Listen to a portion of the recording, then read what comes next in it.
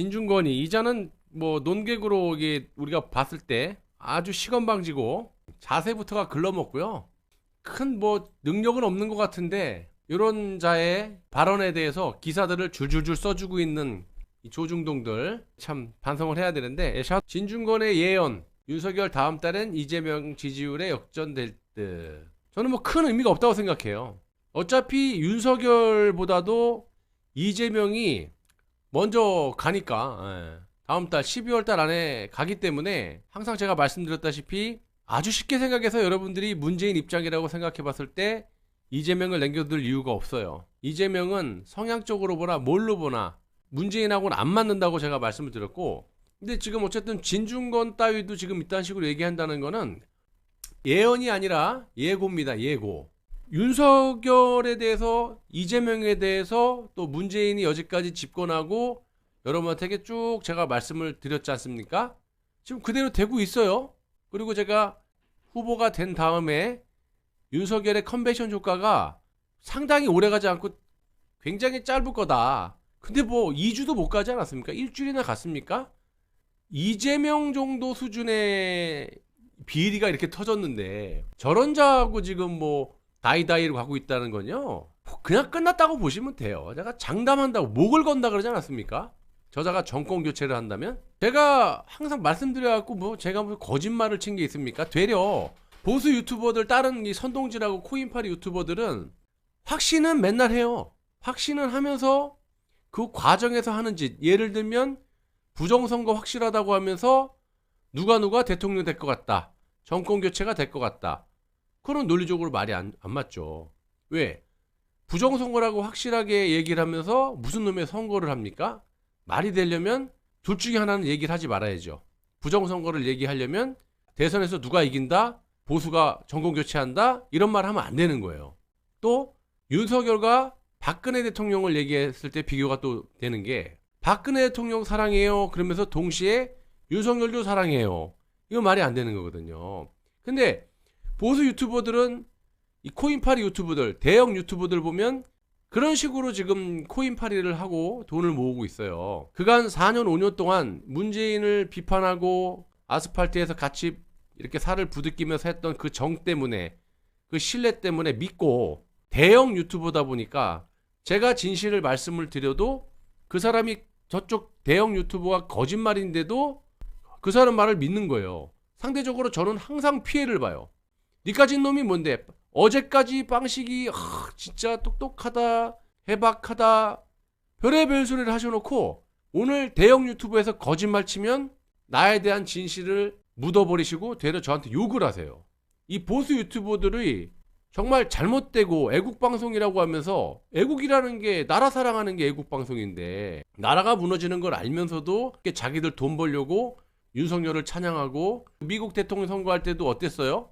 꼭 확실한 것처럼 막 가 얘기했잖아요. 근데 저는 그때 분석을 해보고 각 주마다 해보니까 냉정하게 얘기했을 때 몇 대 몇으로 트럼프가 질 것 같다. 그러니까 왜 재수없게 초치냐, 거의 스코어도 비슷하게 맞췄잖아요. 그럼 그렇다고 내가 조 바이든 편에 민주당 사람도 아니고 그 사람이 저를 압니까? 대한민국 정치하는 사람도 저를 잘 모르는데, 확신한다, 뭐 트럼프가 뭐 어쩌고저쩌고, 나중에 또 부정선거 같다 또 그랬을 때 뭐 언제까지 확실한다 그러는데 그렇게 된 거 있어요? 최소한 저는 언제까지 될 것 같다 그러면 다 그렇게 되잖아요. 근데 보수 대형 유튜버들은 끝장났다, 뭐 내일 뭐 된다 그렇게 한 번도 제대로 된 게 없어요.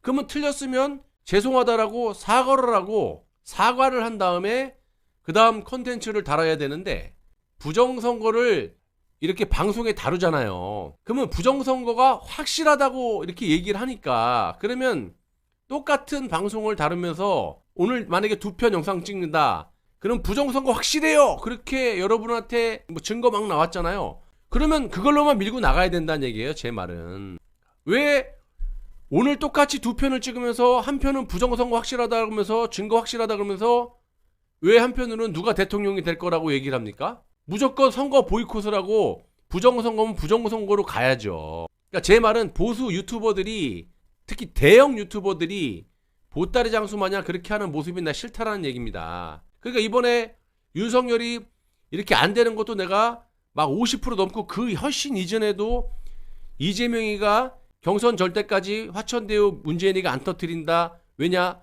경선에 이재명이를 올려놔야 법적으로 그 밑에 여권의 대선 잠룡들이 싹 다 법적으로 출마를 못하니까 그 이후에 이재명이를 잡아놓고 그 다음에 윤석열 지지율이 떨어지는데 컨벤션 효과가 있을 거다. 근데 그 컨벤션 효과가 얼마 못 갈 거다. 상당히 짧을 거다. 근데 지금 벌써 끝났잖아요. 근데 저는 최소한 없는 소리, 실없는 소리는 안 하잖아요. 근데 이 보수 유튜버들 메이저급들은 돈이란 돈은 다 긁어가면서 아까도 얘기했지만 논리가 안 맞게 부정선거를 다루려면 끝까지 부정선거를 해야 되는데 부정선거를 한편으로 다루면서 한편으로는 대선 누가 정권 교체해서 우리가 대선에 승리해갖고 정권을 갖고 온다.